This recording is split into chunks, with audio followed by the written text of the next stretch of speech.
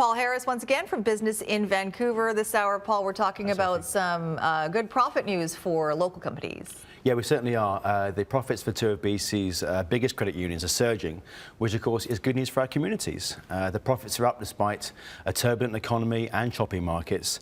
Central One Credit Union is the latest to see a rise. They posted a $74.4 million profit in 2012, up from just $16.7 million in 2011.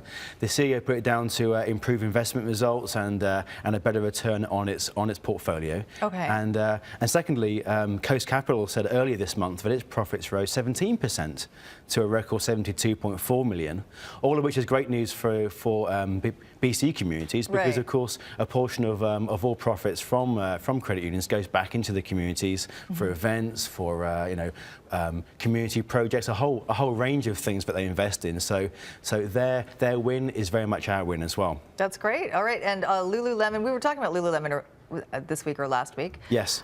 There's a little bit of good news for them because they've had a bit of a rough few days. There is. They've certainly seen about a 31% rise in their in revenue for their fourth quarter. A key quarter for them, of course, because of the Christmas season. They have had a bit of a rough couple of days, as you mentioned. They had to recall these black pants because they were too sheer, and so that's kind of ongoing for them. But certainly they're saying that the recall will reduce their revenue by about between 12 and 17 million, so a lot, because I mean those pants made up about 17% of their overall stock of female pants, so it was pretty significant. Right. But nonetheless, their their shares rose in pre-market trading on the back of their Q4 results, right, and by about 50 cents to just over $64. So well, that's good. They've taken a hit because of the pant very much problem. Yeah. All right. Thanks very much, Paul. You can get more online at Business in Vancouver, BIV.com. We'll talk to you again next week.